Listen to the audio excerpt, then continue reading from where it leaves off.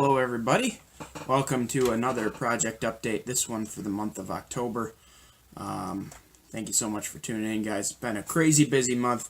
I can't believe I've actually gotten as much done on the layout as I have, being as I've had so much going on in my personal life. If you've watched previous videos, you know this is the month that I was supposed to get married, and as you can see by the ring on my hand, I did. Everything went perfectly there. Went off without a hitch for the most part. Spent a couple days in Boston on my honeymoon.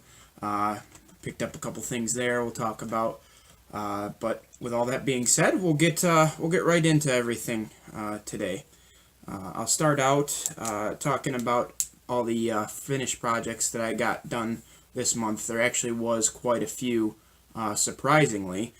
So we'll start off with the rolling stock that I got finished. I have here my Seattle and North Coast boxcar here.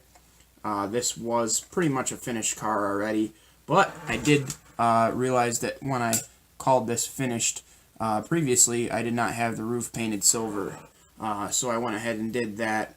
So now this thing is definitely 100% done. No doubt about it now. So that's done. I also got reflective stripes put on this Norfolk Southern Gunderson that I acquired that was in a couple project updates ago. That got taken care of.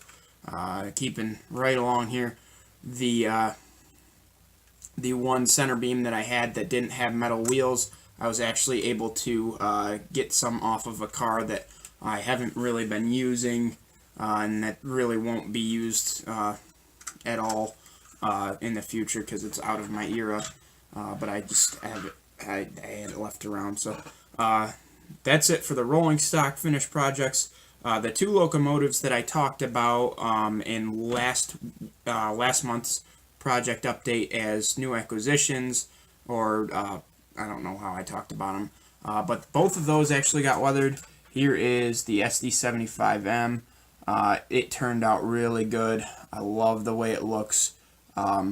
Super happy with the way that turned out. So that's a completely finished project now that it's weathered.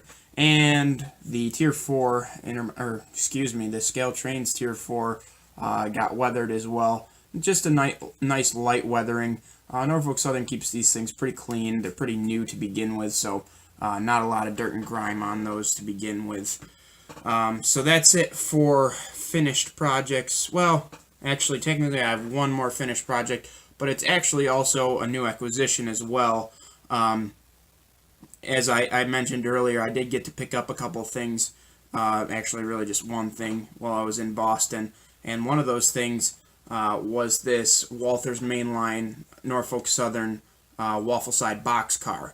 I picked this thing up literally on Monday, and it's now already home and weathered and looking like it does, the prototype probably does. I wasn't able to find exact pictures of it, but I'd imagine it's going to look something like this. It's all faded down, put the reflective stripes on.